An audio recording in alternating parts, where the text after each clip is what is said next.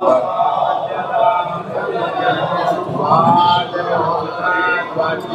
أهل بيته الطيبين الطاهرين المعصومين المظلومين الذين أذهب الله عنهم الرجس وطهرهم تطهيرا.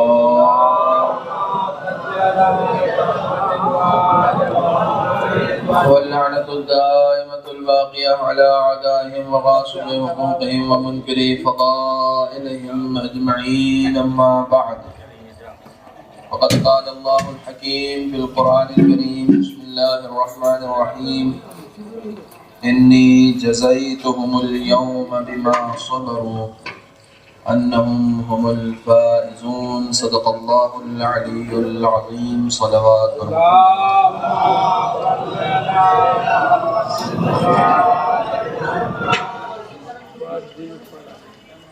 برادران عزیز، مجلس ایصال ثواب ہے اور ایک خاتون کے اور حسن اتفاق یہ ہے کہ ایام فاطمیہ ہیں. رب کریم معصومہ عالم کے صدقے میں وہ تمام خواتین جو اس دنیا میں بیوی کی محبت کا سبب دے کر گئی ہیں، ان کے درجات کو بلند فرمائے. بالخصوص ان مرحومہ کے ایصال ثواب کی مجلس ہے، انہیں بیوی کے جوار میں جگہ عنایت فرمائے. آپ تمام حضرات کی شرکتوں کو قبول فرمائے اور ہم سب کو ان مجلسوں کے ذریعے سے اپنی عملی زندگی کو منور کرنے کی توفیق عطا. گفتگو کا آغاز کرتے ہیں سورہ مبارکہ مومنون کی ایک آیت کو میں نے مطلع سخن کے طور پر پیش کیا ہے. اس آیت کا عنوان صبر ہے. ارشاد ہوتا ہے: انی جزیتہم اليوم بما صبر. جب میدان محشر میں لوگ وارد ہوں گے اور ان میں سے کچھ لوگوں کو جنت کی طرف بھیجا جائے گا تو ان کے لیے خداوند عالم یہ ارشاد فرمائے گا کہ یہ لوگ جو جنت کی طرف جا رہے ہیں شاید تمہیں نہ معلوم ہو کہ یہ کیوں جا رہے ہیں. یہ قرآن ہے، میں تم کو بتاتا ہوں یہ جنت میں کیوں جا رہے ہیں. ان کو میں نے جو جزا دی ہے جنت کی وہ صرف اس بنیاد پر دی ہے کہ ان کو جب ہم نے دنیا میں بھیجا تھا تو اس دنیا میں انہوں نے صبر کیا تھا. اس صبر کی بنیاد پر ہم نے آج ان کے لیے جنت کو منتخب کیا ہے. خداوند عالم کا یہ محشر کا اعلان، خدا کا شکر ہے کہ ہمیں قرآن کے ذریعے اسی دنیا میں مل گیا کہ جنت جس کو ملنے والی ہے وہ صبر کی بنیاد پر ملنے والی ہے. انہم هم الفائزون. یہ مت سمجھنا کہ یہ لوگ جو ہیں جنت اپنے صبر کی بنیاد پر لینے کے حقدار ہوئے ہیں تو صرف جنت ہی ملی ہے. نہیں، یہ وہ لوگ ہیں جو کامیاب ہیں، دنیا میں بھی کامیاب ہیں اور آخرت میں بھی کامیاب ہیں. کامیابی کا معیار خداوند عالم نے صبر بتایا ہے. ہمارے یہاں نماز کو سمجھایا گیا، روزے کو سمجھایا گیا، جہاد کو سمجھایا گیا، تمام اوامر کو سمجھایا گیا جو امر بالمعروف سے تعلق رکھتے ہیں، لیکن ہمارے ہاں صبر کو نہیں سمجھایا گیا کہ جو صبر تمام عبادتوں کی ریڑھ کی ہڈی ہے، تمام عبادتوں کی بنیاد ہے. اگر صبر نہ ہو تو نماز نہیں ہے، صبر نہ ہو تو روزہ نہیں ہے، صبر نہ ہو تو مجلس نہیں ہے. بھوکے پیٹ فرش پہ بیٹھے رہنا کوئی آسان کام ہے؟ صبر کرنا پڑتا ہے، حوصلے کے ساتھ سننا پڑتا ہے اور سن کر اسے اپنی عملی زندگی میں پیادہ کرنا پڑتا ہے. اس صبر کو جب ہم اٹھاتے ہیں تب اس کی جزا ہم پاتے ہیں. اصل مسئلہ صبر کا ہے. صبر کہتے کسے ہیں؟ صبر کی تعریف کیا ہے؟ عام طور سے ہمارے یہاں صبر کا ایک تصور یہ ہے کہ کسی نے ہمارے اوپر ظلم کر دیا، اس ظلم کے مقابلے میں ہم خاموش ہو جائیں، خدا کے حوالے کر دیں. اس کو صبر کہا جاتا ہے تو معاف کیجیے گا، اسے صبر نہیں بزدلی کہا جاتا ہے. صبر کا مطلب یہ نہیں ہوتا ہے کہ کسی ظالم کے مقابلے میں آپ سر جھکا کر بیٹھ جائیے. صبر کا مطلب یہ ہوتا ہے کہ تم اس کی کثیر تعداد کو نہ دیکھنا بلکہ اپنی قلت کے ساتھ خدا کے اوپر توکل کر کے کھڑے ہو جاؤ. تم اس کے مقابلے میں کھڑے ہو جاؤ، یہی تمہارا صبر ہے. تم اس کی طاقت سے، اس کے فوج سے، اس کے دبدبے سے، اس کی کثرت سے کبھی مرعوب نہ ہونا، کیونکہ تمہارے پاس خدا ہے۔ وہ طاقت پہ بھروسہ کر رہا ہے، تم خدا پہ بھروسہ کرو۔ وہ فوج پہ بھروسہ کر رہا ہے، تم خدا پہ بھروسہ کرو۔ وہ سلطنت پہ بھروسہ کر رہا ہے، تم خدا پہ بھروسہ کرو۔ اور بھروسہ کرتے ہوئے اگر تم قیام کرتے ہو تو اس کو صبر کہا جاتا ہے۔ اصل صبر کے معنی بتانے کے لیے میں آج اس مجلس میں بیٹھا ہوں۔ جتنی دیر آپ سنیں گے اتنی دیر سناؤں گا، ورنہ آپ کے اور کھانے کے درمیان زیادہ حائل نہیں ہوگا انشاءاللہ۔ مل جل کے ایک عظمت محمد و آل محمد کا سلام۔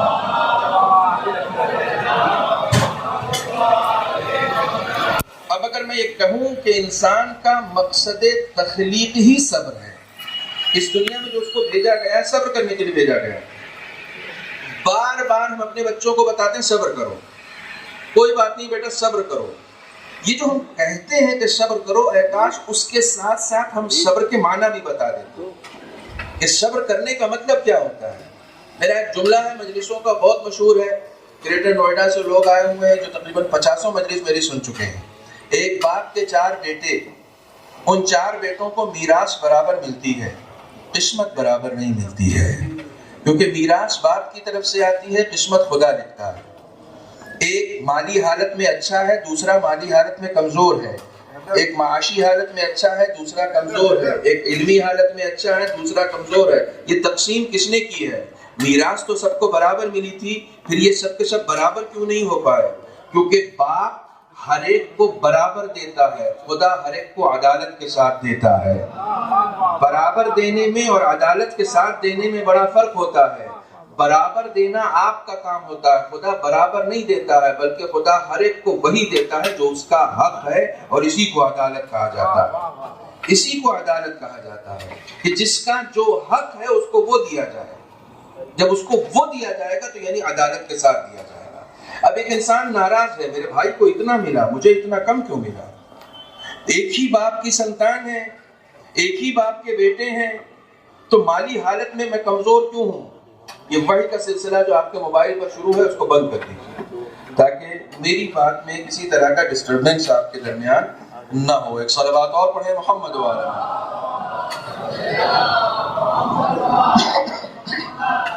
یہ اتنا اختلاف کیوں ہے؟ کسی کی معاشی حالت میں اختلاف ہے، کسی کی علمی حالت میں اختلاف ہے، زمین و آسمان کا فرق نظر آ جاتا ہے۔ ایک ہی باپ کے بیٹوں میں ہر طریقے سے آپ کو اختلاف نظر آ جائے گا۔ نہیں، یہ اختلاف صرف باپ بیٹوں میں اور بھائیوں میں نظر نہیں آتا، یہ اختلاف اگر آپ خدا کے نبیوں میں دیکھیں گے تو بھی نظر آئے گا۔ جناب شعیب کو نبی کس نے بنایا؟ اللہ نے۔ جناب سلیمان کو کس نے بنایا؟ جناب ایوب کو کس نے بنایا؟ اللہ نے۔ ایک کے گھر میں فقیری ہے، دوسرے کے گھر میں شاہی ہے۔ سلیمان کو اس دنیا کا بادشاہ بنا کر بھیجا، اور ایوب کے گھر میں فاقہ ہوتا ہے۔ صبر ایوب مشہور ہوا تو سلیمان کی شاہی مشہور ہوئی۔ آپ جا کے خدا سے اعتراض کریں، ہاں وہ یہ کیا بات ہوئی؟ دونوں تیرے نبی ہیں، دونوں کو تو نے سلیکٹ کیا ہے، دونوں کو صلاحیتوں کی بنیاد پر سلیکٹ کیا ہے، دونوں کو علم کی بنیاد پر سلیکٹ کیا ہے، دونوں کو ریاضتوں کی بنیاد پر سلیکٹ کیا ہے، پھر یہ معاشی زندگی میں اتنا فرق کیوں ہے کہ ایک کو بادشاہ بنا دیا، دوسرے کو فقیر، ایک کو صحت مند بنا دیا، دوسرے کو مریض؟ یہ اتنا زیادہ فرق کیوں ہے؟ خدا مند عالم آپ کو جواب دے گا کہ ان دونوں کی ظاہری حالت کو مت دیکھو، بلکہ یہ دیکھو جسے ہم نے بادشاہ بنایا ہے کبھی اس نے تکبر تو نہیں کیا، جسے ہم نے فقیر بنایا ہے کبھی اس نے شکوہ نہیں کیا۔ اصل دنیا میں کس کی کیا حالت ہے اس سے کوئی فرق نہیں پڑتا، سب کا رابطہ مجھ سے کیسا ہے اس سے فرق پڑتا ہے۔ صلوات بر محمد و آل محمد۔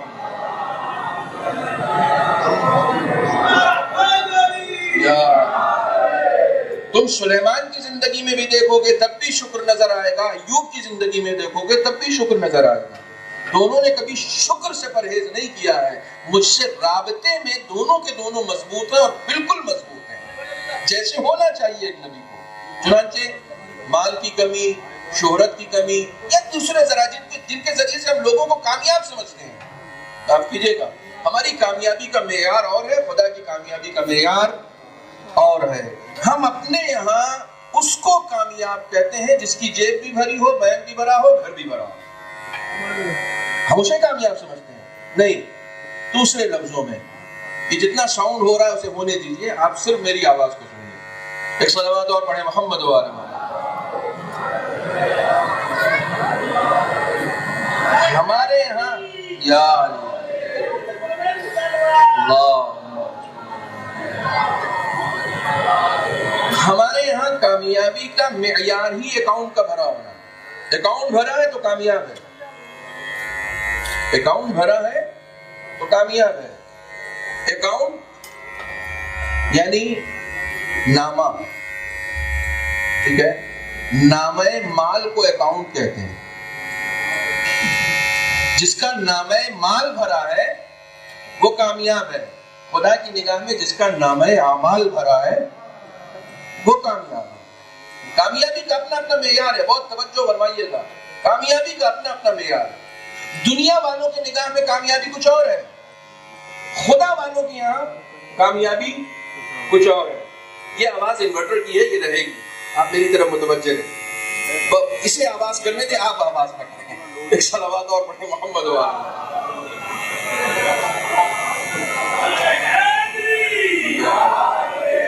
بہت توجہ فرمائیے گا، میں شروع سے آپ کو ساتھ لے کے چلنا چاہ رہا ہوں.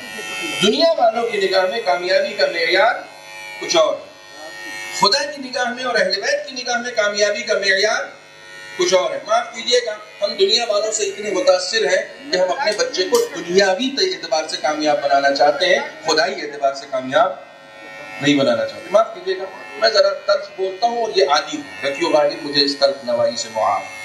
ہم لوگ اپنے بچے کو دھیرو بھائی امبانی بنانا چاہتے ہیں، حبیب ابن مظاہر نہیں بنانا چاہتے ہیں. کیونکہ ہماری نگاہ میں کامیاب وہ ہے. اگر خدائی نگاہ ہماری ہوتی تو ہم بھی اپنے بچے کو مسلم ابن اوسجہ بنانا چاہتے، کیونکہ اصل کامیابی اس میں ہے. لیکن چونکہ دنیاوی زرق و برق نے ہمیں اتنا متاثر کر دیا ہے، یہ باتیں ممبر پہ اور فرش پہ اچھی لگتی ہیں، اس کے باہر جانے کے بعد مولانا جس کے پاس پیسے ہیں دنیا اس کی ہے. بچپن سے یہ فیڈ کرایا جاتا ہے، پیسہ رکھو برے وقت میں کام آئے گا.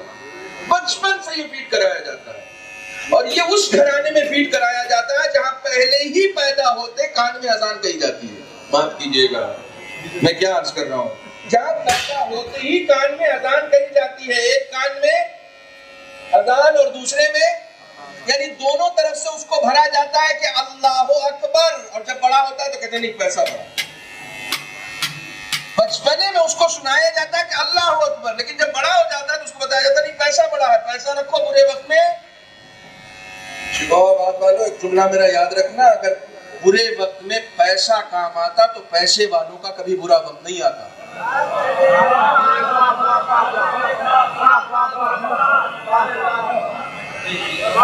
اگر برے وقت میں پیسہ کام آتا، آج کل تو پیسے والوں کا برا وقت آیا ہوا ہے.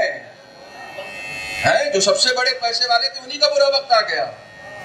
تم خدا کی حکمتوں کو سمجھ نہیں سکتے، تم لشکروں پہ ناز کرتے ہو، وہ مکڑی کے جالے سے رسول کی حفاظت کر دیتا ہے. تم اس کی حکمتوں کو نہیں سمجھ سکتے، تم ابرہا کا لشکر دیکھ کر متاثر ہو جاتے ہو، وہ ابابیلوں کا لشکر بھیج کے اس ابرہے کے لشکر کو نابود کر دیتا ہے. تم اپنی طاقتوں پہ بھروسہ کرتے ہو، وہ اپنی حکمتوں پر ناز کرتا ہے. صلوات بر محمد و آلہ.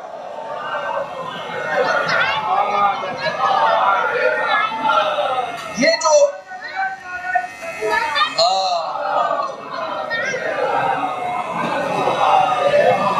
جو الہی اور عرفانی باتیں ہیں، اب ان کو تو باقاعدہ مثال دے کے سمجھایا جا سکتا ہے. کس چیز پہ بھروسہ کر رہے ہو؟ مال پہ. مال پہ. یہ مال ہے جس نے بہت سارے لوگوں کو ڈبا دیا، غرق کر دیا، ان کے ہی کام نہیں آیا. شداد کی بنائی ہوئی جنت میں وہ خود نہیں جا سکا.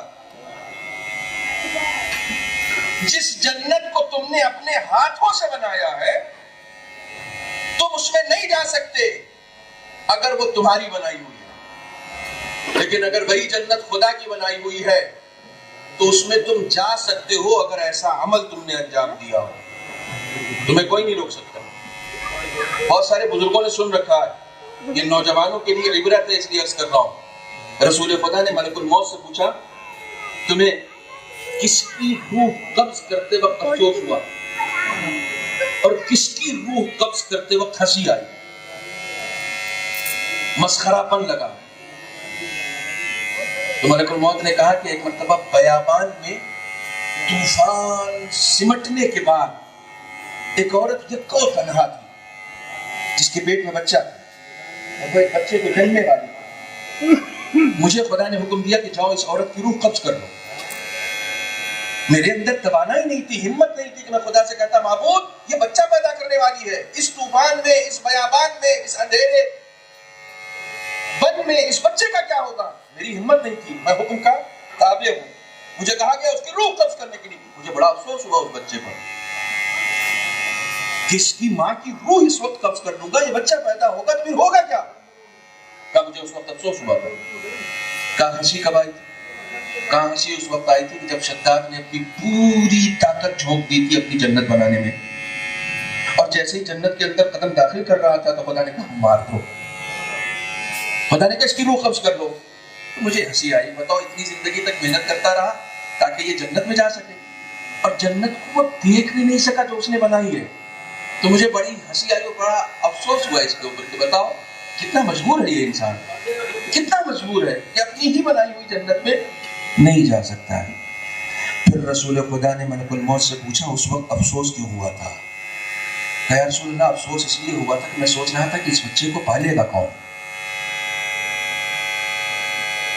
یہ بچہ جو بیابان میں پیدا ہو رہا ہے اس بچے کو پالے گا کون؟ رسول نے مسکرا کے کہا کہ وہ بچہ وہی شداد تھا جسے خدا نے پال کے بادشاہ بنا دیا تھا. جس کی روح قبض کرتے وقت تمہیں ہنسی آ رہی تھی، یہ وہی بچہ شداد تھا کہ جس کو بیابان میں تم یہ سوچ رہے تھے کہ اسے کون پالے گا. خدا بیابان میں پڑے ہوئے ایک بچے کو جو بے سہارا ہوتا ہے اسے پال کے شداد بھی بنا سکتا ہے. دیکھنا یہ ہے کہ تم بڑے ہو کر شداد ہو کر اپنی جنت پہ بھروسہ کر رہے ہو یا خدا کی بنائی ہوئی جنت کے طالب ہو. سب سے بڑا مسئلہ یہ ہے. صلوات پڑھے محمد و آلہ.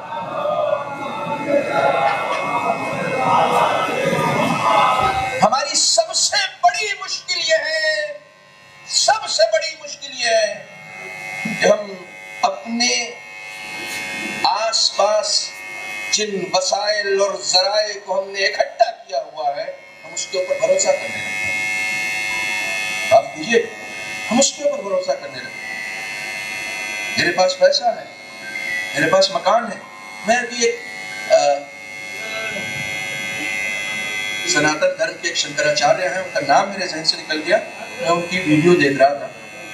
سنو، اچھی بات کسی کی بھی ہو علی نے کہا ہے سنا کرو. کسی کی بھی بڑی اچھی بات کہی اسے، بڑی اچھی بات ہے. کہا تم اچھا مکان اور بڑا مکان بنا کے خوش ہو جاتے ہو، تم ایک گھر بنا کے خوش ہو جاتے ہو. یہ وہ کام ہے جو چوہا بھی کر لیتا ہے، یہ وہ کام ہے جو پرندہ بھی کر لیتا ہے. تم نے انسان ہونے کی حیثیت سے کیا کیا وہ بتاؤ. یہ تو جانور بھی کر لیتے ہیں. تمہارا امتیاز اس میں نہیں ہے کہ تمہارا مکان بڑا ہے، تمہارا امتیاز اس میں ہے کہ تمہارا ایمان بڑا ہے. تمہارا ایمان اس میں ہے کہ تم دوسروں سے ممتاز نظر آ رہے ہو. کس چیز میں؟ مادیات میں نہیں، معنویات میں، مٹیریل میں نہیں، اسپرٹ میں، سول میں. تمہاری اصل روح جو ہے وہ اسپرٹ ہے. تم نے اس کو کتنا بڑا بنایا ہے. یا ایھا الناس انتم الفقراء الی اللہ واللہ هو الغنی الحمید. جب آپ تھک جائیں گے تو اتر جاؤ. اے لوگوں تم فقیر محض ہو، غنی مطلق صرف اللہ کی ذات ہے. اپنی فقیری کا یقین کر لو کہ تم فقیر ہو. کس چیز پہ ناز کر رہے ہو؟ مال پہ لے کر آئے تھے، قوت بازو پہ تمہارا اپنا ہے، حسن پہ تم نے بنایا ہے. تم کس چیز پر ناز کر رہے ہو؟ اپنی آنکھوں کی بینائی پر ایک آنکھ بنا سکتے ہو، سننے کی طاقت پر. تم اپنی آنکھوں پہ کیا بھروسہ کرو گے؟ نہ جانے کتنے میل دور سے باز کے اندر دیکھنے کی صلاحیت ہوتی ہے، تم سے اچھی آنکھ باز کے پاس ہے. تو اس پہ ناز کیوں؟ نہ باز کے پاس باز کی اپنی بنائی ہوئی آنکھ ہے، نہ تمہارے پاس تمہاری بنائی ہوئی اپنی آنکھ ہے. تم محتاج ہو اس کے جو آنکھ بناتا ہے. چلو یہاں تک سن چکے. ابھی میں جب آیا، اس سے پہلے بھی آیا تھا تو یہیں رکا تھا. مجھے ایک کمرہ دیا گیا رہنے کے لیے، ٹھیک ہے. اب میں اس کمرے کی الماریاں کھولنے لگوں، جس کمرے میں ہوں اس کا بیڈ اٹھا کر دیکھنے لگوں کہ اس میں کیا کیا سامان ہے. مولانا یہ کیا کر رہے ہیں آپ؟ آپ کو یہاں رہنے کے لیے جگہ دی گئی ہے، یہ آپ کا نہیں ہے. یہ آپ کو جگہ دی گئی ہے، یہ ہے نہیں آپ کا. یہ جس کا مال ہے اس میں درازی خیانت کہلائے گی. چنانچہ آپ خیانت نہ کریں. آپ اپنے گھر میں ہیں اور آپ باہر سے کوئی سامان لے کر آئے اور آپ نے اپنی بیوی کو دے دیا کہ یہ رکھو، یہ میرا نہیں ہے، کسی اور صاحب کا ہے، ابھی وہ آئیں گے اور لے کر جائیں گے. بیٹا اگر اس میں ہاتھ بھی لگاتا ہے نا تو ماں فوراً تو بیٹا یہ اپنا نہیں ہے، اس میں ہاتھ نہیں لگانا، یہ اپنا نہیں ہے، پاپا ابھی رکھ کے گئے، کسی اور کا ہے، جن کا ہے وہ آئیں گے اور لے جائیں گے. یہ شعور کہاں سے آیا کہ کسی اور کے مال میں ہاتھ نہیں لگایا جاتا، کسی اور کی امانت میں خیانت بولو نہیں کی جاتی. کمال ہے جب یہ شعور تمہارے اندر ہے کہ کسی کی بھی امانت میں خیانت نہیں کی جاتی. تو مجھے بتاؤ نا، یہ آنکھیں تمہاری ہیں، یہ کان تمہارے ہیں، یہ زبان تمہاری ہے، یہ اعضاء و جوارح تمہارے ہیں، یہ کسی نے دیے ہیں نا، تو پھر اپنی مرضی سے اس کو خرچ نہیں کرنا ہے، اس کی مرضی سے خرچ کرنا ہے جس نے یہ تمہیں عطا کی ہے.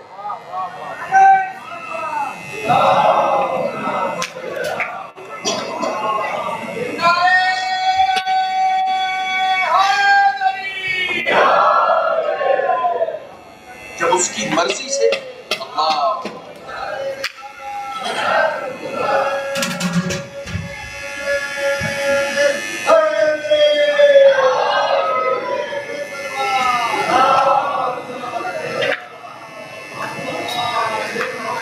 موضوع کو ذہن میں رکھیے گا.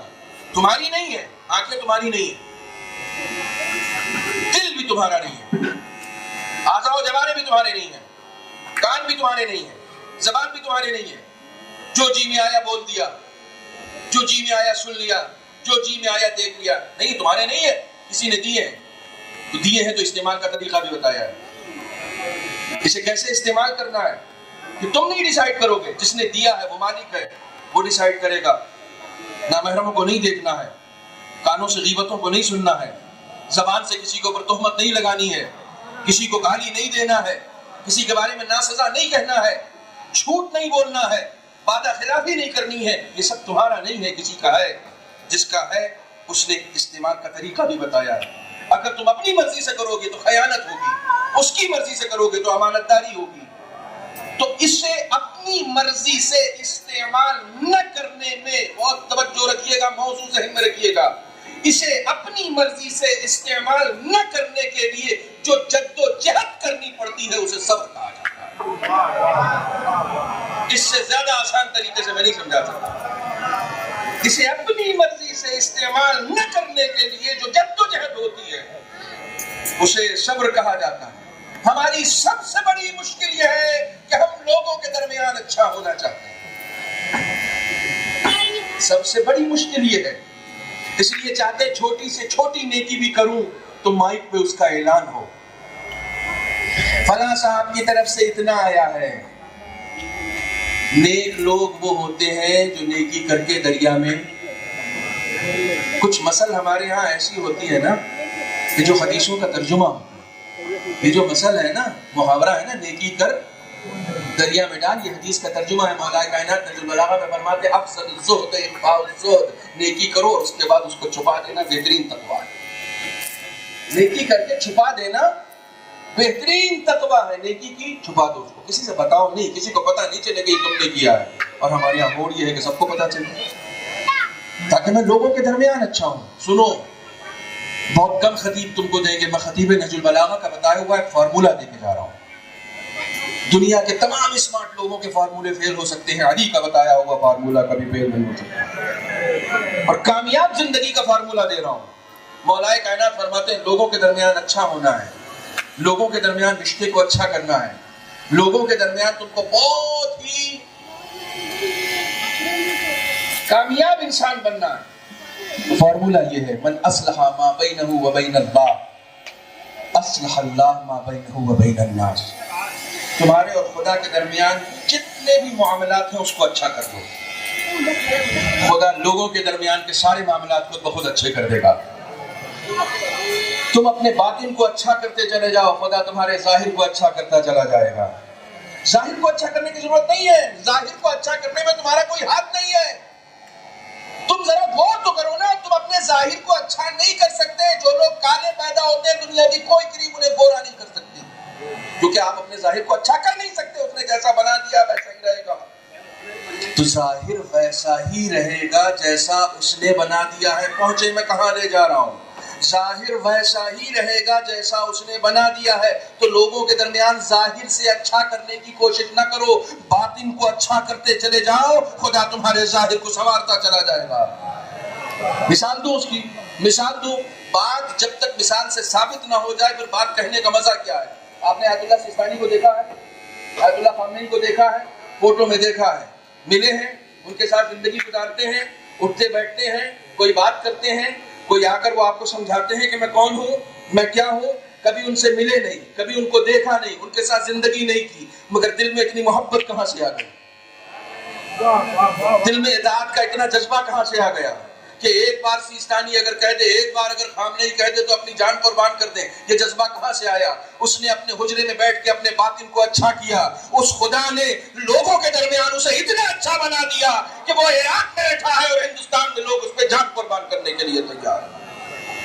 وہ باطن کو اچھا کر رہا ہے, خدا اس کے ظاہر کو اچھا کر رہا ہے. تم اپنے باطن کو اچھا کرو, لوگوں کے لیے عمل مت کرو, خدا کے لیے عمل کرتے چلے جاؤ. صلوات پر محمد و آل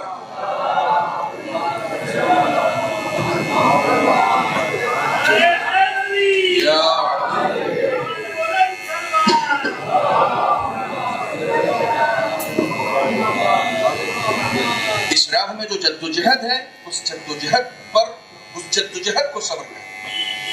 میں وہ چیز نہ دیکھوں جس کو دیکھنے کا میرا دل چاہ رہا ہے, نہیں, میرا خدا راضی نہیں ہے. وہاں آنکھیں جھکا لو جہاں تمہیں نہیں دیکھنا چاہیے. صبر کرو. مولا کائنات فرماتے ہیں صبر کی 3 قسمیں ہیں. پہلا, صبر ہی معصیت کے مقابلے میں ہے. تمہارا کہیں جی چاہ رہا ہے گناہ کرنے کا, نہ کرو, صبر کرو. غیبت کرنے میں مزہ آتا ہے نا, صبر کرو. جب تم صبر کرو گے, اچھا ایک بات بتاؤں, ہم لوگوں کو غیبت کے اوپر مجلس سننے میں بھی مزہ آتا ہے اور غیبت کرنے میں بھی مزہ آتا ہے. غیبت کے اوپر مجلس سننے میں بھی مزہ آتا ہے. بہت سارے لوگ, میں اپنی بات کر رہا ہوں, ہم جیسے لوگ جو ہیں انہیں غیبت کے اوپر مجلس پڑھنے میں بھی مزہ آتا ہے, سننے میں بھی مزہ آتا ہے, غیبت کرنے میں بھی مزہ آتا ہے. مزہ گناہ کرنے میں مزہ آتا ہے. اس مزے پر صبر کرنا حقیقی صبر ہے. علی کی نگاہ. میں مجلس پڑھ کے آیا بھوپال, مجلس پڑھ کے آیا, پوری مجلس غیبت کے اوپر تھی. فوراً ایک صاحب میرے روم میں آئے, فوراً آپ کو ایک بات بتانی ہے, اللہ معاف کرے غیبت نہ ہو. پھر غیبت شروع کر دی. کان پکڑ کے گال پیٹ کے کہا اللہ کرے غیبت نہ ہو, پھر غیبت شروع. میں نے کہا غیبت ہے. کہنے مولانا اپنی آنکھوں سے دیکھا. میں نے کہا تبھی غیبت ہے, ورنہ تہمت ہوتی. آپ نے دیکھا ہے اس لیے غیبت ہے, ورنہ تہمت ہوتی. کسی کی برائی کو عام کرنا ہی غیبت کہلاتا ہے. میں نے کہا اس نے گناہ کیا نا, خدا چاہے گا تو عام کر دے گا, خدا چاہے گا تو عام کر دے گا. آپ تو نہ کیجیے, اس نے منع کیا ہے کیونکہ اس کے ناموں میں ایک نام ستار ہے. اس نے صرف اس کی برائی نہیں چھپائی ہے, آپ کی بھی تو چھپائی ہے. جس طریقے سے آپ دوسروں کی برائی عام کر رہے ہیں, اگر وہ آپ کی برائی عام کرتا تو آپ کا کیا ہوگا؟ غیبت کرنے والے کی سب سے پہلی لڑائی خدا سے ہوتی ہے کہ میں چھپا رہا ہوں تو بیان کر رہا ہے. سب سے پہلی لڑائی خدا سے ہوتی ہے, میں چھپا رہا ہوں تو بیان کر رہا ہوں. تمہیں حق نہیں ہے. غیبت کرتے ہی وہ لوگ ہیں جن کو خدا پر ایمان نہیں ہوتا. کہاں سے باتیں نکل رہی ہیں؟ جنہیں خدا پر ایمان نہیں ہوتا, ان کو یہ لگتا ہے اس کی غیبت کریں گے تو اس کی بے عزتی ہو جائے گی. جبکہ خدا قرآن میں کہتا ہے وَلِلَّهِ الْعِزَّةُ جَمِيعًا, جتنی بھی عزت ہے سب خدا کے لیے ہے. وہی چاہے گا جس کو دے گا, وہی چاہے گا جس سے لے لے گا. جس کو ذلیل کرنا چاہے گا ذلیل کر دے گا, جس کو عزیز کرنا چاہے گا اس کو عزیز کر دے گا. تم کسی کو ذلیل نہیں کر سکتے ہو, نہیں کر سکتے, تمہارے بس کا نہیں ہے. لوگوں نے نمازوں کے بعد علی پر سب کو شتم کیا, لیکن آج تک جو عزت علی کے پاس ہے کسی کے پاس نہیں ہے, کسی کے پاس نہیں, تمہارے بس کا نہیں ہے. تمہاری کامیابی کا معیار الگ ہے, اہل بیت کی کامیابی کا معیار الگ ہے. آپ کی تھکن دور کرو. بات یاد آ گئی, یہ کہنے کا ارادہ نہیں تھا. شہید مطہری نے ایک داستان نقل کی. کہتے ہیں کہ ایرانی عالم دین, انقلاب سے بہت پہلے کی بات ہے, تہران گئے کسی کام سے, جیسے ہی گئے ان کا ساز و سامان چوری ہو گیا. جیب میں, یاد رکھیے گا, تمہاری کامیابی کا معیار الگ ہے, خدا کی کامیابی کا معیار الگ ہے. سامان چوری ہو گیا. ایک عالم دین, ظاہر سی بات ہے اس کے اندر حیا ہو, وہ کسی سے جا کے اسٹیشن پہ کھڑے ہو کے یہ نہیں کہہ سکتا کہ صاحب میری جیب کٹ گئی, مجھے پیسے دے. لوگ کہیں گے یہ بھی اسی طریقے سے پروفیشنل فقیر ہے, مانگنے کی عادت اپنے اندر رکھتا. حیا مانے ہوئی, بہت دیر تک سوچتے رہے کیا کروں کہ کم سے کم جتنے دن تہران میں رہنا ہے اس کا آذوقہ نکل آئے, پھر یہاں سے واپسی کا خرچہ نکل آئے. کسی سے مانگ بھی نہیں سکتے, غیرت اور حیا مانے ہو رہی. بہت دیر سوچا, سوچنے کے بعد ان کو یہ پتا چلا کہ سال میں ایک بار سرکار کی طرف سے بڑا جشن ہوتا ہے, کسی بھی مناسبت سے, شاید عید غدیر یا کسی مناسبت سے, چونکہ ظاہر سی بات ہے حکومت جو کر رہے ہیں لوگ ہے تو شیعہ ہی, تو ایک کسی مناسبت سے ایک اچھا بڑا جشن ہوتا ہے. اور اس جشن کا اصول یہ ہے کہ جو بھی کوئی آرٹ لا کے سرکار میں پیش کرتا ہے, کوئی بھی آرٹ بنا کے, کوئی بھی اپنا ہنر پیش کرتا ہے, تو اس کو ایک سونے کا سکہ ملتا ہے. یہ خود بہت ہنرمند تھے, ان کی خطاطی بہت اچھی تھی, تحریر بہت اچھی تھی. تو انہوں نے کہا کیوں نہ سانپ بھی مر جائے اور لاٹھی بھی نہ ٹوٹے, کسی سے مانگنا بھی نہ پڑے, میں ایک آرٹ تیار کرتا ہوں اور اس جشن میں جا کے پرائم منسٹر کو پریزنٹ کر دوں گا, سونے کا سکہ میرا مل جائے گا, تو اتنا خرچہ تو میرا نکل ہی آئے گا کہ تہران کا بھی خرچہ ہو جائے اور گھر کی واپسی تک کا مال ہو جائے. سوچا کیا دوں, پریزنٹ کیا کروں, تیار کیا کروں. تو حکومت تو شیعوں کی ہے, یعنی حاکم جو ہے وہ تو شیعہ ہے, اور خود پرائم منسٹر جو ہے وہ اس کو ہینڈل کرتا ہے پورے, اس کو جو انعام ہے اور آرٹ ہے جو لیتا ہے. تو انہوں نے کاغذ پہ وہ خط نہج البلاغہ کا لکھا جو مولا کائنات نے مالک اشتر کے نام لکھا تھا, جس میں حکومت کے اصول بتائے گئے تھے کہ حکومت کیسے کی جاتی ہے. ٹھیک ہے, حکومت کیسے کی جاتی ہے. بہت اچھے سے لکھا, اور لکھنے کے بعد اس کو انہوں نے جس دن جشن تھا اس دن لے کر گئے, اور سب اپنا اپنا پریزنٹیشن پیش کرتے رہے, جو آرٹ تھا اس کو پیش کرتے رہے, پریزنٹ کرتے رہے, سونے کا سکہ لیتے رہے, جاتے رہے. انہوں نے بھی اپنا نام لکھوا دیا تھا. جب ان کا نمبر آیا اور یہ لے کر گئے تو بادشاہ نے ایک بار دیکھا کہ مالک اشتر کے نام علی کا خط ہے, تو اس کو رکھ دیا, لیکن ان کو سونے کا سکہ نہیں دیا. اب یہ سارا کام انہوں نے اسی کے لیے کیا تھا, انہیں کچھ اور نہیں کرنا تھا, ان کو پیسہ ہی چاہیے تھا, ان کی ضرورت ہی پیسہ تھا. اس نے دیا نہیں, یہ آ کے اپنی جگہ بیٹھ گئے. سستی محسوس ہوئی کہ جس کے لیے کام کیا وہی نہیں ملا. اٹھ کے جانے لگے تو بادشاہ نے کہا آپ بیٹھیے, آپ سے کام ہے. تو سارا جشن جب ختم ہو گیا تو بیچ میں ان کو ایک بار اور بھی یہ خیال آیا کہ نہیں, بیٹھنا میرے لیے ذلت ہے اس وقت, اس نے سب کو دیا مجھے نہیں دیا. پھر ایک بار اٹھے تو پھر اس نے بٹھایا کہ نہیں بیٹھیے, آپ سے کام ہے. جب بیٹھ گئے ہو, جشن سارا ختم ہو گیا, سب لوگ چلے گئے, پورے حال میں سناٹا ہو گیا. تو بادشاہ اپنے اسٹیج سے اترا اور جہاں مولانا بیٹھے تھے وہاں جا کے بیٹھ گیا, اور دیکھا اس نے کہ اس کے گارڈز چاروں طرف پھیلے ہوئے ہیں. اس نے گارڈز کو بھی حکم دیا آپ سب لوگ باہر چلے جائیں, یہاں کوئی نہیں رہے گا, میں اور یہ رہیں گے. اس نے پوچھا آپ کیا لا کے دیا ہے مجھے, یہ کیا ہے؟ کہا یہ علی کا خط ہے جو مالک اشتر کے نام ایک گورنر کے نام لکھا ہے, جس میں حکومت کرنے کے اصول بتائے گئے. آپ حاکم ہیں اس لیے آپ کو دیا, آپ علی کو مانتے ہیں, آپ علی کا جشن منا رہے ہیں اس لیے آپ کو دیا. تو کہتا ہے علی نے اس پر عمل کیا تھا. تو انہیں بھی جلال آ گیا. انہوں نے کہا میرا علی جو کرتا نہیں ہے, نہ وہ کہتا ہے نہ وہ لکھتا ہے, ہو ہی نہیں سکتا کہ علی نے عمل نہ کیا ہو. تو پھر اس نے کہا کامیاب کہاں ہوئے؟ 4.5 سال کی حکومت اور اس کے بعد پھر وہی پہلے بھی گوشہ نشین رہے, پھر 4.5 سال کی حکومت کر کے پھر ایک شریعت کے ذریعے سے ہٹا دیے گئے. کہاں کامیاب ہوئے؟ اب کیا جواب دے گا کوئی؟ اب کوئی کیا جواب دے گا؟ اس کے یہاں کامیابی کا معیار الگ ہے, علی کے یہاں کامیابی کا معیار الگ ہے. مگر خدا کی قسم جو اس عالم دین نے اس کے سوال پر سوال کر دیا نا, اس کا جواب آج تک کوئی نہ دے سکا. اس عالم دین نے پھر اس کے سوال پر ایک سوال کیا, کہا اچھا یہ بتائیے علی کامیاب نہیں ہوئے؟ کہا نہیں. کہا یہ کہنے کے لیے آپ نے سناٹا کیوں کیا؟ یہ بات تو آپ اس وقت بھی کہہ سکتے تھے جب سارا مجمع یہاں تھا. آپ کے اندر ہمت نہیں ہوئی کہ کسی ایک آدمی کے سامنے بھی علی کو ناکام کہہ دیں. خدا کی قسم علی اتنے کامیاب ہوئے کہ ایک بادشاہ کو بھی علی کو ناکام کہنے کے لیے اپنے سپاہیوں کو بھی ہٹانا پڑ رہا ہے. علی اتنے کامیاب ہوئے. تمہاری کامیابی کا معیار الگ ہے, علی کی کامیابی کا معیار الگ ہے. تمہیں ناکام کہنے کے لیے سناٹا کرنا پڑ رہا ہے. تم بھیڑ میں نہیں کہہ سکتے کیونکہ تم جانتے ہو علی کامیاب ہوئے. علی مال و زر کے لیے حکومت نہیں کرتے, علی دلوں پہ راج کرتے ہیں. علی زمینوں کو نہیں ہتھیاتے, زمینوں پر قبضہ جماتے ہیں. تمہارے یہاں حاکم وہ اچھا ہے جو زمینوں پہ قبضہ کرے, علی زمینوں پہ قبضہ کرتے ہیں. علی کامیاب ہے, علی کامیاب ہے. کامیابی کے معیار کو بدلو. مشکل ہے, سخت ہے کام, دھیرے دھیرے کام کرنے کی ضرورت ہے, کام کرنے کی ضرورت ہے.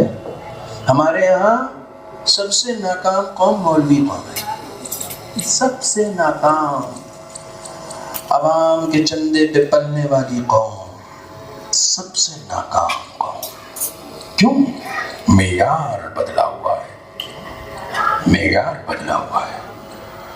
لگزریس گاڑیوں میں گھومنا کامیابی ہو, وہاں معیار فاتح کے زندگی گزارنے والے کو کامیاب تو نہیں کہا جائے گا. جبکہ علی کے گھر میں فاتح ہوتے تھے, اہل بیت کے گھر میں فاتح ہوتے تھے, اور کسی کے اندر جرأت ہے کہ انکار کر سکے کہ نہیں ہوتے تھے تو پھر آپ کہیے یہ روایتیں میں اپنی طرف سے لے کر آیا ہوں. آپ کہیں گے پھر مولانا کامیابی یہ ہے کہ میرے گھر میں بھی فاتح ہوں؟ بالکل نہیں, بالکل نہیں. میں یہ کہہ نہیں رہا ہوں کہ آپ کے گھر میں فاتح ہوں یہ کامیابی ہے, نہیں. آپ کے گھر میں کبھی فاقہ نہ ہو بلکہ آپ کے سبب کسی کے گھر میں فاقہ نہ ہو, یہ کامیابی ہے. آپ کا گھر تو بہت دور کی بات ہے, آپ کے سبب کسی کے گھر میں بھی فاقہ نہ ہو. جس محلے میں آپ رہے اس محلے میں کسی کے گھر میں فاقہ نہ ہو, یہ کامیابی ہے. آپ عالیشان محلوں میں رہ رہے ہیں, پڑوسی بھوکا سو رہا ہے, تو یہ کون سی کامیابی ہے بھائی؟ کامیابی تو یہ ہے کہ جس وقت امام سید سجاد کا غسل دیا جا رہا ہے, اللہم صلی علی محمد, اور امام باقر چیخ مار کر روتے ہیں, امام سے دریافت کیا جاتا ہے مولا کیا ہوا؟ کہا میرے بابا کی پشت پر نشان ہے. کہا کون سا نشان؟ کربلا کا. کربلا میں ڈھائے گئے ظلم و ستم کا. نہیں, اس کے بعد 25 سال میرا بابا زندہ رہا ہے, 35 سال میرا بابا زندہ رہا ہے, 35 سال. ان 35 سالوں میں روزانہ رات میں اپنی پشت پر کھجوروں کی بوریاں لاد کر مدینے کے فقراء میں جب تک تقسیم نہیں کر لیتا تھا تب تک سوتا نہیں تھا. کامیاب زندگی یہ ہے کہ جس محلے میں تم رہتے ہو وہاں کوئی بھوکا نہ سوتا ہو, کوئی بھوکا نہ سوتا ہو. عبد الملک ابن مروان نے ایک دن امام سید سجاد کو بلایا اور کہا خبردار ہمارے خلاف کوئی شوشہ نہ چھیڑیے گا ورنہ آپ جانتے نہیں ہم آپ کا ناطقہ بند کر دیں گے, ہم آپ کا وظیفہ بند کر دیں گے. امام نے ایک مرتبہ آبا کا دامن ہٹایا, زر و جواہرات سے پورا دامن بھرا ہوا تھا. کہ یہ بند کرے گا جو ہماری ٹھوکروں میں رہتا ہے, یہ بند کرے گا جو ہماری ٹھوکروں میں رہتا ہے, تو نے ابھی ہمیں پہچانا نہیں ہے. یہ سب ہمارے پاس ہے. کامیابی کا معیار کچھ اور ہے, کامیابی کا معیار کچھ اور ہے. آپ نے بہت ساری دولت اکٹھا کر لی, پھر اس کے بعد کیا ہوا؟ پھر اس کے بعد کیا ہوا؟ خدا کے لیے خدا کے بنائے ہوئے انویسٹمنٹ پلان کو سمجھیے. آپ LIC کے اوپر بھروسہ کرتے ہیں, میڈ لائف کے اوپر بھروسہ کرتے ہیں, دنیا کی تمام انشورنس کمپنیوں کے اوپر بھروسہ کرتے ہیں, خدا کے اوپر بھی ایک بار بھروسہ کر کے دیکھیے. دنیا کے تمام شیئر بازار کے ایکسپرٹس آپ کو جہاں جہاں انویسٹ کرنے کے لیے کہتے ہیں آپ سب کے اوپر بھروسہ کر لیتے ہیں. رسول نے جہاں انویسٹ کرنے کے لیے کہا ایک بار رسول کے اوپر بھروسہ کر کے دیکھیے. علی نے جہاں انویسٹ کرنے کے لیے کہا ایک بار علی کے اوپر بھروسہ کر کے دیکھیے. فاطمہ زہرا نے جہاں انویسٹ کرنے کے لیے کہا ایک بار ان کے اوپر بھروسہ کر کے دیکھیے. آپ یقین جانیے دنیا کے تمام اسٹاک کے ایکسپرٹس کی بنائی ہوئی پالیسی فیل ہو سکتی ہے, اہل بیت کی بتائی ہوئی پالیسی کبھی فیل نہیں ہو سکتی ہے. آپ انویسٹ کر کے دیکھیں. آپ انویسٹ کتنے دن کے لیے کرتے ہیں؟ اسمارٹ بنیے نا, اسمارٹ بنیے. انویسٹ کتنے دن کے لیے کرتے ہیں؟ آپ انویسٹ کرتے ہیں 60 سال 70 سال 80 سال 90 سال 100 سال. کون ہے جو سنچری مار رہا ہے؟ اتنے سال کے لیے آپ انویسٹ کرتے ہیں نا, اس سے زیادہ نہیں, اس کے بعد نہیں. یہ جو LIC والے کہتے ہیں زندگی کے بعد بھی اور زندگی کے ساتھ بھی, وہ زندگی کے بعد آپ کو نہیں دیتے. وہ زندگی کے بعد آپ کو نہیں دیتے ہیں, آپ کے بچوں کو دیتے ہیں. لیکن رسول کا بنایا ہوا جو پلان ہے اس میں زندگی کے بعد بھی آپ ہی کو ملتا ہے, کسی اور کو نہیں ملتا ہے. آپ اس انویسٹمنٹ پلان کو سمجھنے کی کوشش کیجیے. اس میں زندگی کے بعد بھی آپ کو ملتا ہے, کسی اور کو نہیں ملتا. آپ کو اس پلان کو سمجھیے. مسجد کے لیے چندہ دینے میں حالت خراب ہو جاتی ہے. آج میں چلا ہوں, میں کیا بتاؤں, نام نہیں لوں گا, جہاں سے چلا ہوں وہاں 1 روپے کا صدقہ نکلا, 1 روپے کا. میں نے کہا مولانا کوئی فقیر لے گا, یہ کوئی لے گا؟ یہ انویسٹ کر رہے ہیں ہم یہ انویسٹ کر رہے ہیں. معاف کیجیے گا, تھوڑا سا نیتوں کو اچھا کرنے کی ضرورت ہے. یہ جملہ پہنچ گیا تو پوری مجلس پہنچ گئی. تھوڑا سا نیتوں کو اچھا کرنے کی ضرورت ہے. ہم جو صدقہ نکالتے ہیں نا اس میں بھی خود غرض ہوتے ہیں, اس میں بھی ہم خود غرض ہوتے ہیں. مولانا کیسے خود غرضی؟ ہم اپنی حفاظت کے لیے نکالتے ہیں, فقیر کا پیٹ بھرنے کے لیے نہیں نکالتے. جبکہ صدقہ آپ کی حفاظت کے لیے نہیں ہے, صدقہ فقیر کا پیٹ بھرنے کے لیے ہے. آپ کی حفاظت سیکنڈری ہے, آپ کی حفاظت نتیجہ ہے, آپ کی حفاظت اس کا انعام ہے. آپ انعام کی نیت سے کیوں کر رہے ہیں, کار خیر کی نیت سے کیوں نہیں کرتے ہیں؟ چونکہ آپ اپنی حفاظت کے لیے کر رہے ہیں تو آپ کریں خدا تو نیت دیکھتا ہے, وہ 1 روپے میں بھی حفاظت کر دے گا. وہ تو کر دے گا 1 روپے میں حفاظت, لیکن فقیر کا پیٹ نہیں بھرے گا نا. نیتوں کو لارج کیجیے, نیتوں کو بڑا کیجیے, دل کو بڑا کیجیے, انویسٹمنٹ کو بڑا کیجیے. بھیا جتنا ڈالو گے, دنیا کا سسٹم ہے, جتنا ڈالو گے ریٹرن اتنا اچھا آئے گا نا. تو پھر یہ پالیسی صرف دنیا تک محدود کیوں ہے, آخرت کے لیے کیوں نہیں ہے؟ آخرت کے لیے کیوں نہیں ہے کہ وہاں بھی جتنا ڈالیں گے اتنا آئے گا, اتنا آئے گا. ایک بار اپنے اوپر غور کریں کہ اس انویسٹمنٹ کی زندگی میں ہم نے کتنا راہ خدا میں خرچ کیا ہے. اس میں بھی صبر چاہیے, صبر ہے, اس میں صبر ہے. مرنے کے بعد ملے گا, ارے بھیا یہ والا زندگی میں مل رہا, مرنے کے بعد میرے بچوں کو ملے گا. خدا کی قسم, تم صرف مال کے انویسٹمنٹ کو انویسٹمنٹ سمجھتے ہو. بچے کو بیٹھ کر ایک بار بسم اللہ بھی پڑھا دیتے ہو نا, تو اتنی سی انویسٹمنٹ بھی اس کے قبر میں بھی کام آتی ہے, تمہارے قبر میں بھی کام آتی ہے, تمہارے قبر میں بھی کام آتی ہے. اتنی سی انویسٹمنٹ, اتنی سی انویسٹمنٹ. اس انویسٹمنٹ میں اسمارٹ بننے کے لیے جو لوگ تیار ہیں وہ صلوات پڑھیں گے.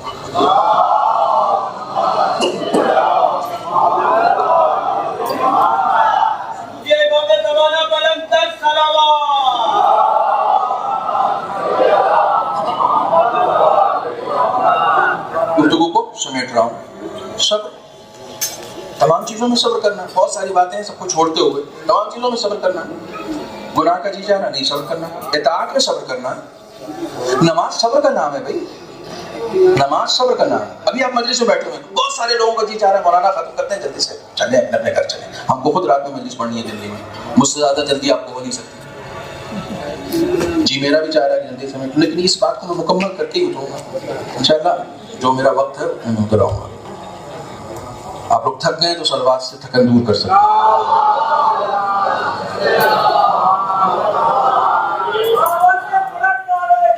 اللہم صلی علی یا علی,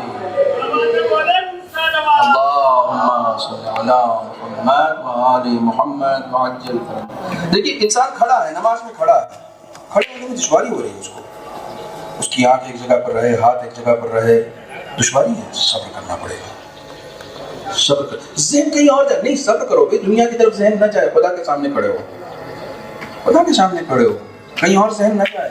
الحمدللہ رب العالمین کہہ رہے ہو تو کوئی اور نہ آئے ذہن میں، خدا کی ربوبیت آنی چاہیے، عالمین کا رب ہے، اور رحمان الرحیم کہہ رہے ہو تو یہ تمہارے ذہن میں خیال آنا چاہیے، پانے والے تو کریم ہے، تو رحیم ہے، تو ہی مالک ہے، یوم جزا کا مالک ہے، میں تیری عبادت کر رہا ہوں، تیرے سامنے کھڑا ہوں، تیرے علاوہ کسی سے نہیں مانگتا، مجھ سے اتنا قرضہ لینا ہے واپس کرنا نہیں، یہ خیال نہ ہے نا، ابھی تو خدا سے مانگ رہے ہو۔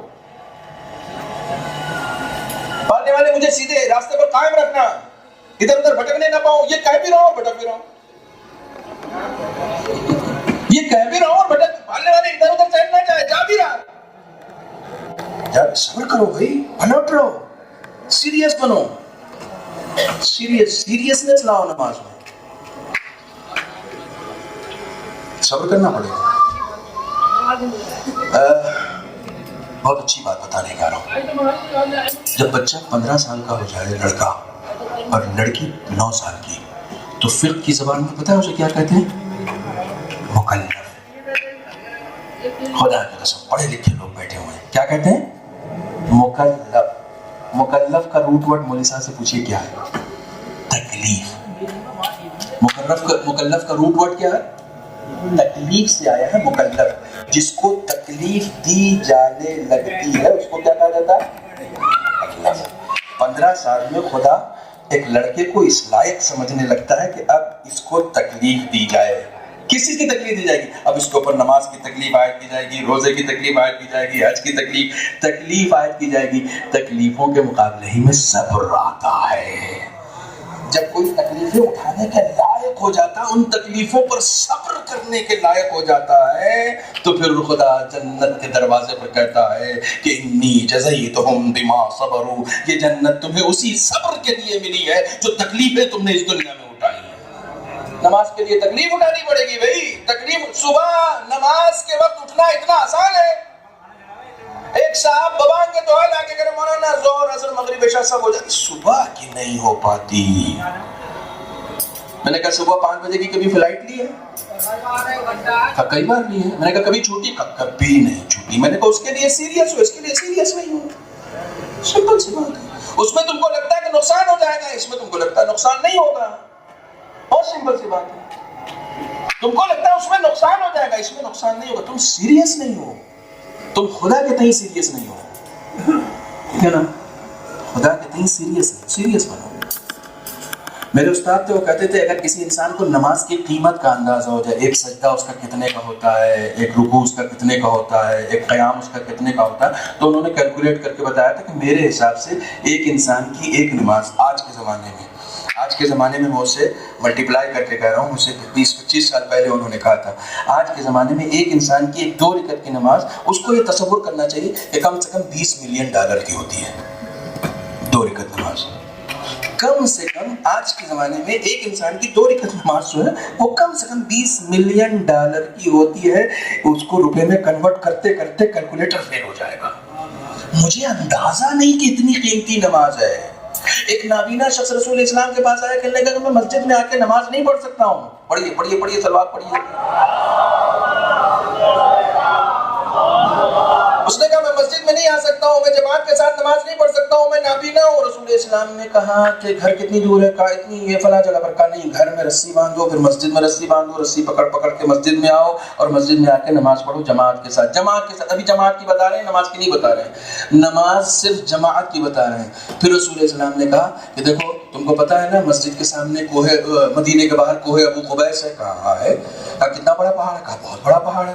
کہا اگر کوئی اس پہاڑ کو بھر کے، اس پہاڑ کے برابر تم کو سونا بھر کے دے اور کہے نماز جماعت سے پڑھی ہوئی 1 رکعت کا ثواب اس کو دے دو، تو یہ سودا کبھی مت کرنا، کیونکہ نماز جماعت میں پڑھی گئی 1 رکعت اس کوہ ابو قبیس کے سونے کے برابر ہو جانے سے بھی کہیں زیادہ ہے۔ یہ جماعت کا ثواب ہے، ابھی نماز کا چھوڑ دیجیے۔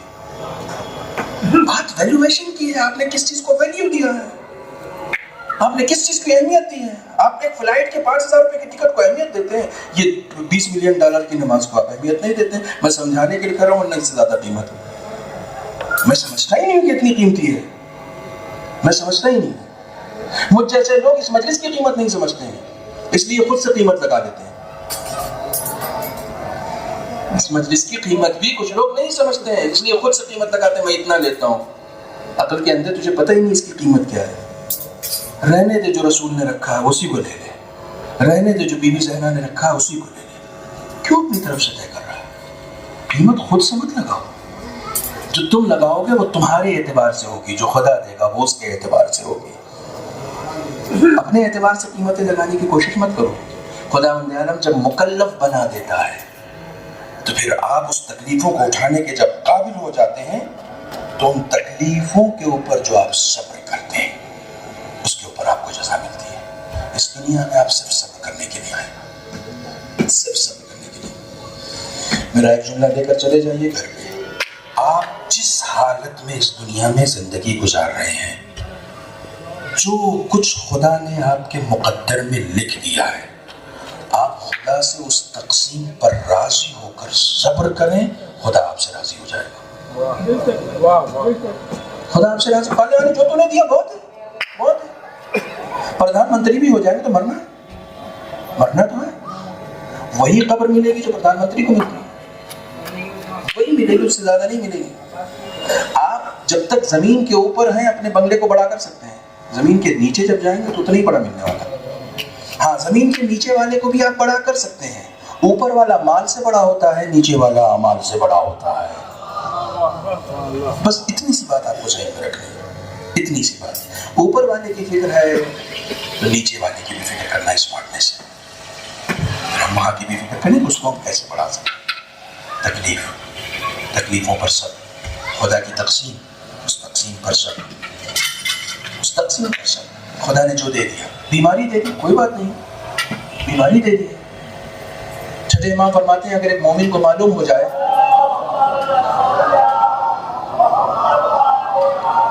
یہ حدیثیں ہیں جو عام طور سے ہمارے ممبروں پہ نہیں سنائی جاتی ہیں، فرماتے ہیں مومن کو اگر معلوم ہو جائے کہ اس کے ایک دن کے بخار کی کتنی قیمت ہے، کتنی قیمت ہے خدا کی نگاہ میں، تو وہ چاہے گا کہ اس کو بخار رہے۔ خدا اس بخار کے بدلے اس کو کتنا دیتا ہے۔ اگر کسی کو خدا بیمار کرتا ہے، چھٹے امام کے پاس ایک شخص گیا، کہنے کا مولا بخار نہیں اتر رہا، سارے حکیموں کو دکھا دیا، سارے ڈاکٹروں کو دکھا دیا، سب کچھ ہو گیا، بخار نہیں اتر رہا۔ امام نے کہا میرے پاس کیوں آیا؟ کہا آپ دعا فرما دیجیے۔ امام نے کہا میں دعا کروں گا تو ٹھیک ہو جائے گا بخار، لیکن خدا ابھی تمہیں اس بیماری میں دیکھنا چاہتا ہے، خدا ابھی تمہیں اس بیماری میں دیکھنا چاہتا ہے۔ کبھی کبھی خدا آپ کو کسی حالت میں دیکھنا چاہتا ہے، اس کے اوپر راضی رہیے۔ پالنے والے تو دیکھنا چاہتا ہے، کوئی بات نہیں، میں راضی ہوں، میں راضی ہوں اگر تم اس سے راضی ہو۔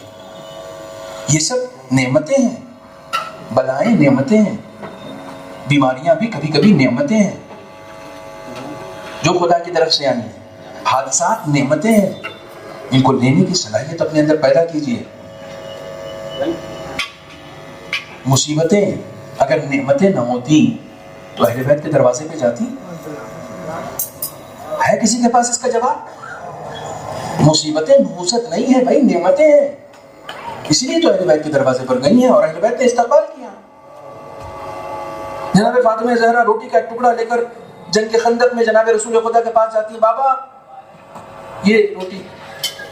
رسول خدا آئے، بیٹھے، روٹی کا ٹکڑا دیکھ کے رونے لگے۔ کہا بیٹا آپ کو پتا تھا کہ میں 2 دن سے بھوکا؟ تو جناب فاطمہ اپنے بابا کو روتا ہوا دیکھ کے خود بھی رونے لگی۔ کہا بابا یہ جو روٹی کا ٹکڑا میں لے کر آئی ہوں نا، یہ بچوں کے حصے میں سے بچا کے لائی ہوں، ورنہ فاقہ علی کے گھر میں بھی ہے، فاقہ علی کے گھر میں بھی ہے۔ ان مصیبتوں کو اٹھایا ہے اہل بیت نے، ان مصیبتوں کو اٹھایا ہے۔ اگر آپ بہت ڈیپلی اس کے اوپر جانا چاہتے ہیں، بلا اور مصیبت کی ڈیپتھ میں جا کر آپ سنیں اور دیکھیں سمجھیں، تو میری ایک پوری سیریز ہے، اس کو آپ یوٹیوب پہ سرچ کر سکتے ہیں۔ اس کے اوپر اگر آپ ریسرچ کرنا چاہیں کیوں دیتا ہے خدا، کیوں دیتا ہے، یہ ایک نعمت ہے، سب کو نہیں ملتی۔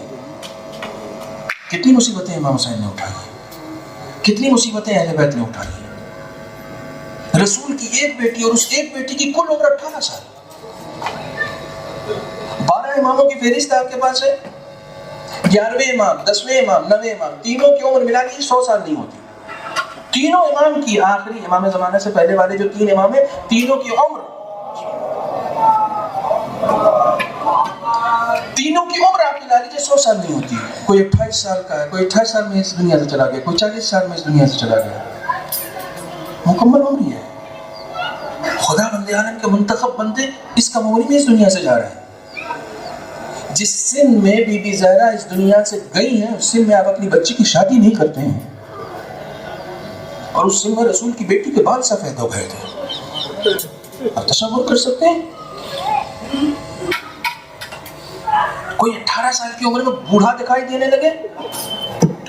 یہ مصیبت کم مصیبت ہے.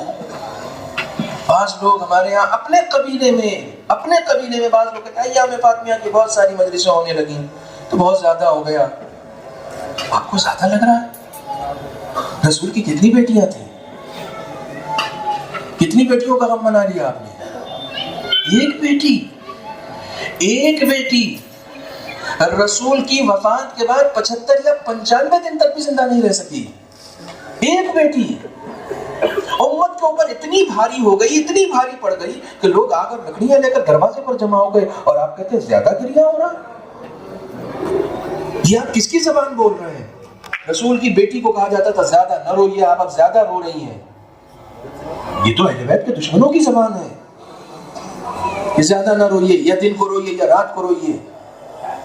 کوئی ہے جو رسول کے، جو فاطمہ کے بابا کے برابر ہو؟ اگر یہ بیٹی اپنے بابا کو نہ روئے تو کس کو روئے؟ رونے پر پیرا، رونے پر پابندی ہے. روایتیں کہتی ہیں کہ جس وقت رسول اسلام کا آخری وقت تھا، جناب فاطمہ پہلو میں بیٹھ کر گریہ کر رہی تھی. اس قدر گریہ کر رہی تھی کہ مولا کائنات کا بیان ہے کہ فاطمہ کا گریہ دیکھ کر میری ہچکیاں بند گئی. اس قدر گریہ کر رہی تھی. علی سے گریہ روکا نہیں گیا. علی فاطمہ کو روتے ہوئے دیکھتے ہیں تو گریہ کرنے لگتے. اچانک ابروؤں سے رسول اسلام نے کچھ اشارہ کیا. جناب فاطمہ جھکی، اپنے گوشہائے مبارک کو رسول کے لبھائے مبارک تک لے گئی. رسول نے نہ جانے بی بی زہرا کے کان میں کیا کہا. جو روتی ہوئی گری تھی، اٹھایا، آپ کی آواز گریہ بلند ہو گئی. سر اٹھایا ہے تو مسکراتے ہو. مولا کائنات حیران ہو گئے کہ ابھی تو چیخ مار کر رو رہی تھی، ایسا بابا نے کیا کہہ دیا کہ بی بی خوش ہو گئی، بی بی کے آنسو خشک ہو گئے، بی بی کے چہرے پر تبسم آ گیا. تو مولا کائنات نے استفسار کیا، کہا بی بی بابا نے ایسا کیا کہہ دیا کہ آپ کے چہرے کا رنگ بدل گیا؟ کہا علی جانتے ہو بابا نے کیا کہا ہے؟ بابا نے کہا ہے فاطمہ مجھ سے سب سے پہلے تمہاری ملاقات ہونے والی ہے.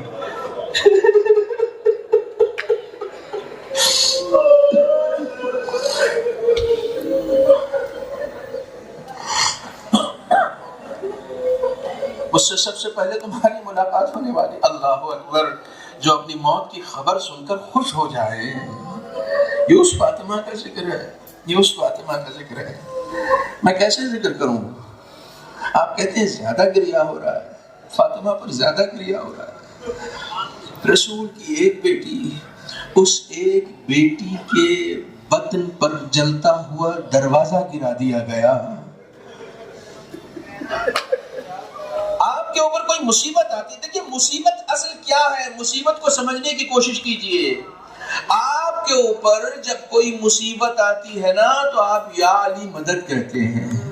ساری کائنات میں اگر کوئی مصیبت میں ہوتا ہے تو علی کو بلاتا ہے. فاطمہ کی مصیبت یہ ہے کہ فاطمہ علی کو نہیں بلا سکتی، کیونکہ فاطمہ علی کے لیے دروازے پر کھڑی ہوئی ہیں. فاطمہ علی کو مدد کے لیے نہیں بلا سکتی. اور یہی ہوا جب جلتا ہوا دروازہ آپ کے اوپر گرا ہے، محسن شہید ہوا ہے، تو جناب فاطمہ کے لیے 2 روایتیں ملتی ہیں. ایک میں آپ نے فرمایا یا فزتو خیزینی، فزہ میری مدد کو، میرا محسن شہید ہو. اور دوسری روایت جو آیت اللہ فاطمی نیا ہمیشہ پڑھا کرتے تھے کہ جناب زہرا نے ایک بار کہا یا مہدی ادرکنی، اے میرے وہ پرزد جو ابھی دنیا میں نہیں آیا ہو، اس کو مدد کے لیے بلایا. آخری امام کو مدد کے لیے بلایا. کیوں بلایا جانتے ہیں؟ کیونکہ جناب سیدہ کو معلوم ہے کہ مجھے مدد کی ضرورت اب نہیں ہے آخری زمانے میں. جب میرا فرزند آئے گا اس وقت فاطمہ، یہ فاطمہ کی مدد ہے. آپ اگر ایام فاطمیہ میں جناب فاطمہ کے لیے فرش بچھاتے ہیں نا، ابھی آپ کیوں آئے ہیں؟ تقی صاحب کی اہلیہ کی مجلس ہے، ان کے بچوں کی ماں کی مجلس ہے. آپ کی یہ شرکت ان کا ہاتھ بٹانا ہے نا. آپ اگر آ کر یہاں فرش بچھا رہے ہیں تو آپ نے تقی صاحب کا ہاتھ بٹایا ہے. لیکن اگر کوئی جناب فاطمہ کی مجلس میں فرش بچھا رہا ہے نا تو وہ علی کا ہاتھ بٹا رہا ہوتا ہے، وہ حسن و حسین کا ہاتھ بٹا رہا ہوتا. جناب فاطمہ گھر کے اندر ہے. ام سلمہ سے کہتی ہیں کہ میں حجرے میں جا رہی ہوں، تسبیح و تحلیل کی آواز آتی رہے تو سمجھیے گا میں زندہ ہوں، لیکن جب یہ آواز آنا بند ہو جائے تو سمجھیے گا میں اس دنیا سے رخصت ہو گئی. آخری وقت میں رسول کی بیٹی کی فریاد کو سننے کے لیے جب یہ خاتون حجرے میں جاتی ہے کہ دیکھیں آخر کون سا راز و نیاز ہے جو بی بی خدا سے کر رہی ہیں، کون سی تسبیح و تحلیل ہے جو بی بی خدا سے کر رہی ہیں. خدا کی قسم اہل بیت کے چاہنے والوں کا کلیجہ کانپ جاتا ہے جب بی بی حجرے میں جاتی ہے اور کیا دیکھتی ہے کہ جناب فاطمہ خدا سے فریاد کر رہی ہے، اللہم عجل وفاتی، خدایا میری موت کو نزدیک کر دے. شاید پسلیوں کا درد ہے جو سنبھلتا نہیں، شاید سانس لینے میں اتنی اذیت ہو رہی ہے کہ بی بی اپنی موت کی دعا مانگ رہی ہے. چھوٹے چھوٹے بچے گھر میں آئے، کھانا لگایا گیا، انہوں نے فوراً کہا آپ نے کبھی دیکھا ہے کہ ہم نے کبھی اماں کے بغیر کھانا کھایا ہو؟ بس بچوں کو جیسے ہی خبر دی گئی کہ اماں اس دنیا میں نہیں رہی، سن لو آخری روایت کا حصہ ہے. بس اسی روایت سے میں اس مجلس کی تعزیت بھی اور اس مرحومہ کی تعزیت بھی ان کے بچوں کو اور ان کے شوہر کی خدمت میں پیش کرتا ہوں کہ امام حسن امام حسین مسجد میں گئے، مولا کائنات مسجد میں جا کر ان بچوں نے اپنے اماں کی موت کی خبر دی. بابا اماں اس دنیا سے رخصت ہو گئی. تاریخ میں علی کبھی بے ہوش نہیں ہوئے تھے،